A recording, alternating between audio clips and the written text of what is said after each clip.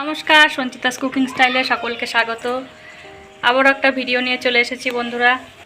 আজকে যে রেসিপিটা করব সেটা হলো গরমের জন্য একদম ভীষণ উপযুক্ত একটা রেসিপি, গরমের দুপুরে ভাতের সাথে খাওয়ার জন্য একটা রেসিপি। তাহলে ভিডিওটা স্কিপ না করে প্রথম থেকে শেষ পর্যন্ত দেখতে থাকো। চলুন তাহলে দেরি না করে শুরু করা যাক আজকের রেসিপি। থাম্বনেলেই তোমরা দেখেছো যে আমি আজকে পটল দিয়ে একটা রেসিপি করতে চলেছি।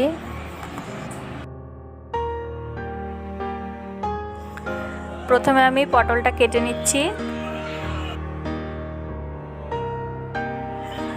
এখন তো গরমে সবজি বলতে পটল, ভেন্ডি, ঝিঙে এসবই ভরসা। তো পটলের একঘেয়েমি রেসিপি খেতে খেতে আমাদের আর ভালো লাগে না। তো এই রেসিপিটা একদম পরিচিত রেসিপি, তবে তোমরা যারা পটল খাও না তারা এভাবে পটল খেয়ে দেখতে পারো, বেশ ভালো লাগে খেতে।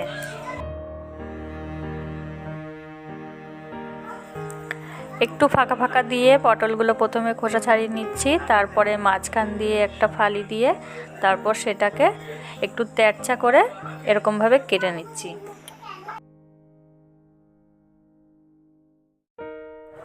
এখানে আমি নিয়ে নিয়েছি চারাপোনা মাছ, রুই বা কাতলা মাছের চারাপোনা যে কোনো একটা নিলেই হবে। তারপর এটাতে ভালো করে ধুয়ে পরিষ্কার করে নুন আর হলুদ মেখে নিচ্ছি।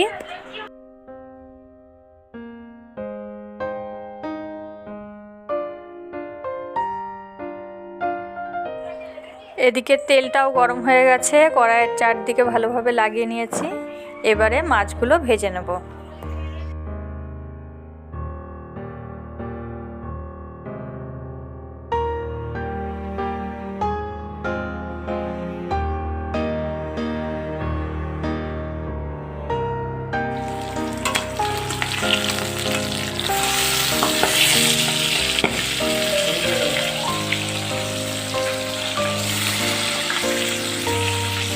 মাছটা উল্টে দিয়েছি, ভাজা হতে হতে এদিকে আমি আলুটা কেটে নিচ্ছি।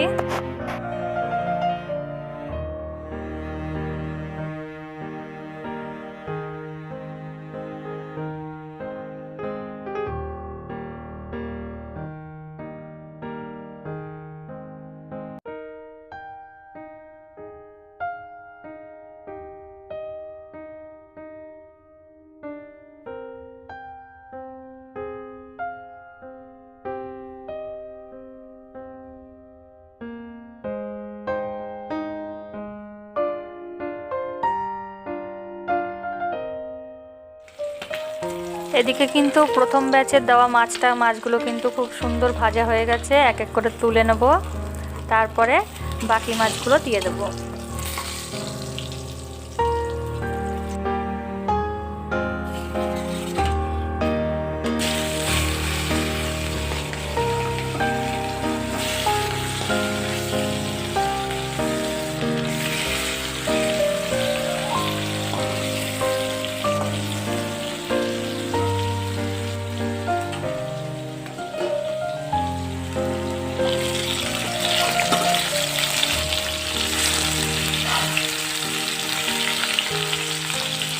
সব মাছগুলোই আমি কিন্তু সুন্দর লাল করে ভেজে নিয়েছি, এবারে তুলে নেব।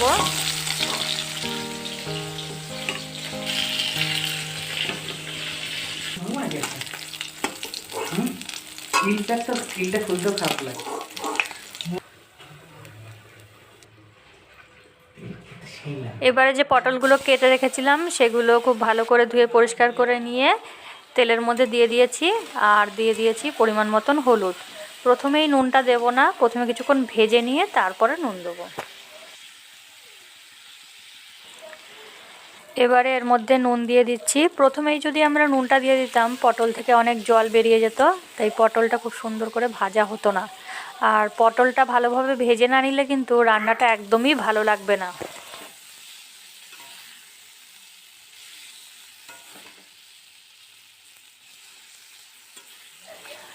পটলটা ভাজা হয়ে গেছে, এবারে তুলে নেব। পটলটা তুলে নিয়ে ওর তেলের মধ্যে আরও কিছুটা তেল দিয়ে তারপর এর মধ্যে দিয়ে দিয়েছি পাঁচফোড়ন। পাঁচফোড়নটা সুন্দর করে একটু ভেজে নেব। পাঁচফোড়নটা দিলে এই রেসিপিটাতে সুন্দর একটা ফ্লেভার আসে।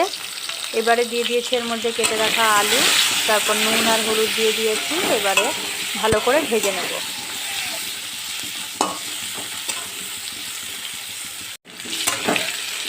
আলুটা লাল লাল করে ভেজে নিয়েছি। এবার মাঝখানটা একটু ফাঁকা করে নেব। তারপর এর মধ্যে আমি দিয়ে দেব আদা আর কাঁচা লঙ্কা বাটা।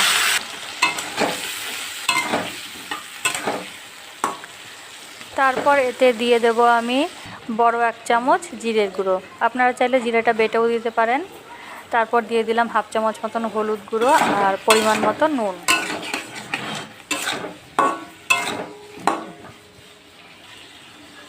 দিয়ে দিচ্ছি সামান্য পরিমাণে চিনি।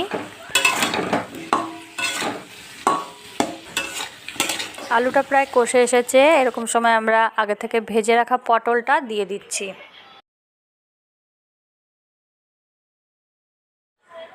আলু আর পটলটা আরও কিছুক্ষণ কষিয়ে নিচ্ছি।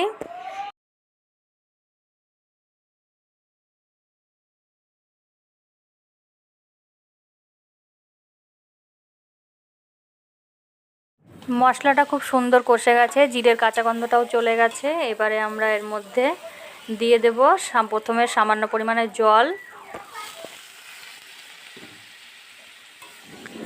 এবারে একটু ভালো করে নেড়ে নিয়ে তারপরে বাকি ঝোলটাও আমরা দিয়ে দেব। এই ধরনের রেসিপি কিন্তু একটু পাতলা ঝোলেরই হয়, তাই জলটা একটু বেশিই দেব।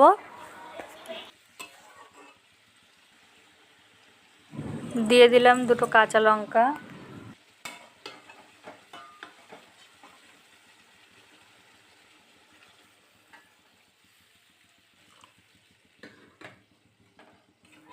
ভালো করে নেড়ে মিশিয়ে দিচ্ছি। গ্যাসের ফ্লেমটা বাড়িয়ে দিয়ে ঢাকা দিয়ে দেব।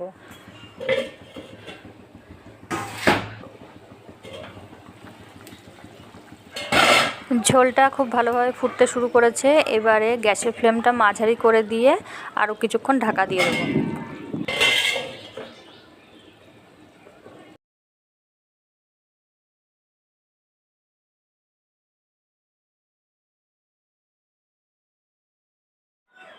সবজিটা মনে হচ্ছে সেদ্ধ হয়ে গেছে, একটু দেখে নিচ্ছি। মাছের ঝোলটা কিন্তু একদম রেডি। এবারে মাছগুলো দিয়ে দেব। গরমের দুপুরে এই ধরনের মাছের ঝোলের রেসিপি কিন্তু ভীষণই ভালো লাগে খেতে। আর এই ধরনের মাছের ঝোল কিন্তু ভীষণই সহজপাচ্য, কোনো রকম অসুবিধা হয় না খাওয়ার পরে। ভেজে রাখা সব মাছগুলো দিয়ে দিয়েছি। এবারে এটা কিছুক্ষণের জন্য একটু ফুটিয়ে নেব।